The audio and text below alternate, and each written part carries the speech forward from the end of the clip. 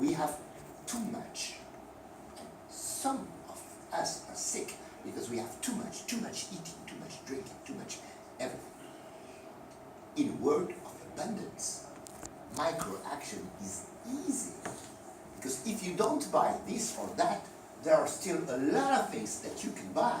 Organic food, for instance, and more natural, more short-circuit production, agricultural systems, and so on. We have choice. We even have what they call the burden of choice. We have too much choice. Instead of complaining about this too much, let's try to use it to make as if the world is already the way we want it to be. That's a slogan from Gandhi. Act as if the world were what you want it to be. And it means you will transform it this way. If you don't buy junk food, there will be no junk food. And once again, you see how my reflection goes. We do not buy junk food because there is junk food in the supermarket. It's the reverse. There is junk food in the supermarket because we buy junk food. Okay.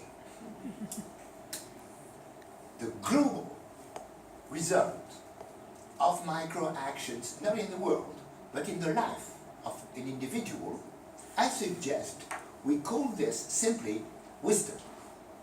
Sagehood in English, la saggezza in italiano, e non è la stessa cosa che la sapienza.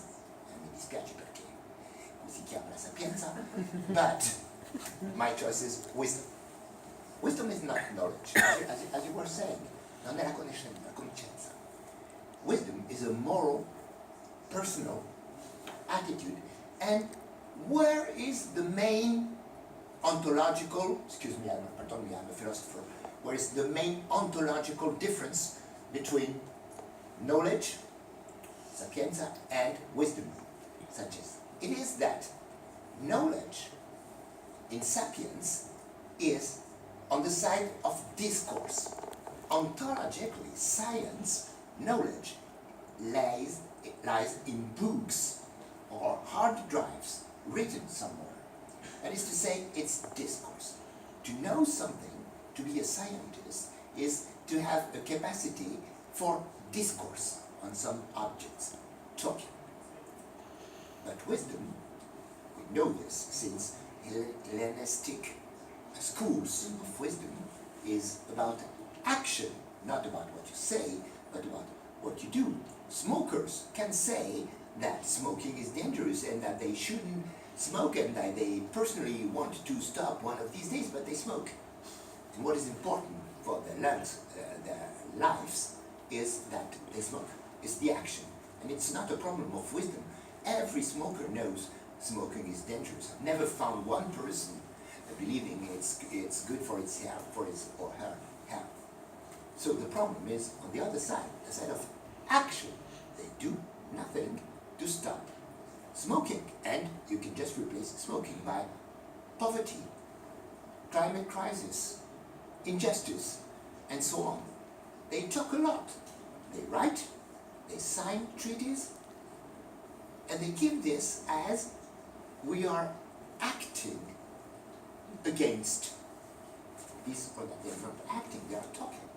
And if we don't see the difference, it's true in personal life, in family, or in a couple. When you love someone, you are judged, your love is judged by your actions more than your talking. You know what I mean, or I hope so. It's the same in political and society issues. What is important is the dimension of action, and in philosophy, the capacity to act according to values was traditionally called virtue or virtues. This word, virtues, was lost, but we need to reclaim it again. And there is a flourishing school in ethics, the ethics of virtue. What's important in virtue is that it applies to actions. It's not a knowledge. I will mention a couple of virtues. To be courageous is not to say something, but to do something. And so, I have a list. My last book is in English, Ethics of Ordinary Technology.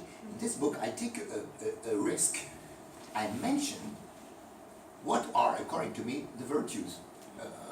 Just 5 of them to start with, then you can compose your own menu from it. In the technosphere, we need one, awareness, to be aware. Autonomy, which is endangered. Courage.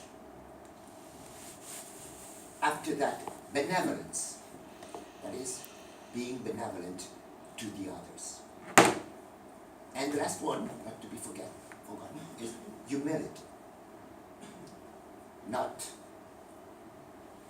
being someone who wants power just to be in power and who is ready to say anything for him to get into power. Humility is the contrary of that. You want no power. You need nothing. You just try to be in your authentic to you towards your own values.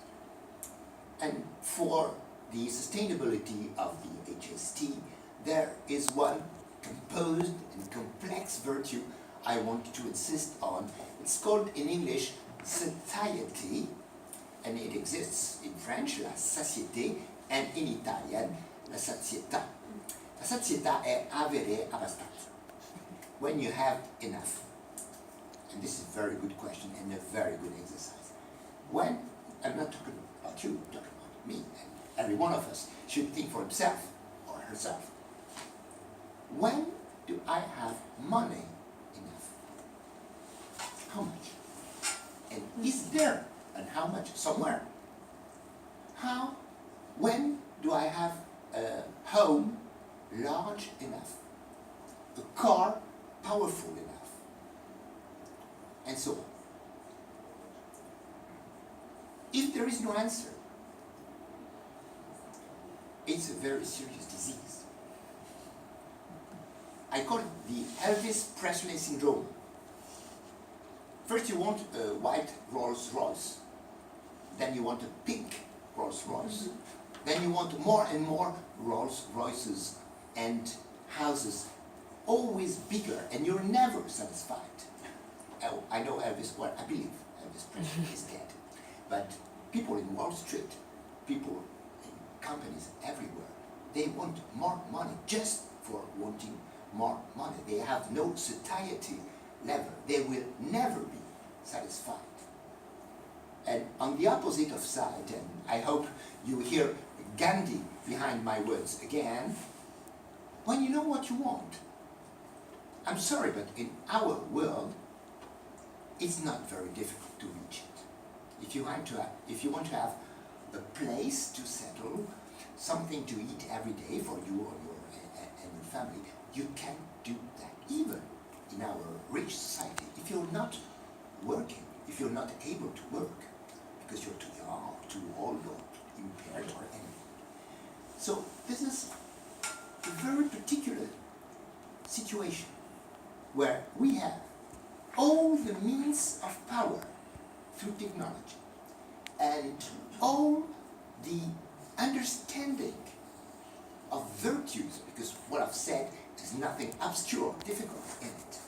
And still, we do nothing or we don't do much. And so I come to the answer of my title question. How can we make the HST sustainable?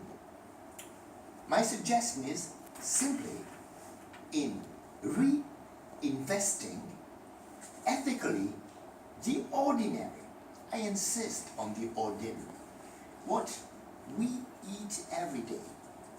How often we replace the appliances in our homes, or our cars, things like that, or our clothes. How many shoes do we need? Most of us have only 2 feet. But how many shoes do we have? And beyond a certain number, there is an Elvis Presley style problem. So you always need new shoes. And that's true for guys, not only for girls. I can show you. Okay, so that kind of wisdom answers my question. Reinvest with an ethical point of view buying shoes, buying clothes, buying food. So, moving from one place to another, at a personal level. And yes, it sounds weak to say personal attitude is nothing. We need global solutions.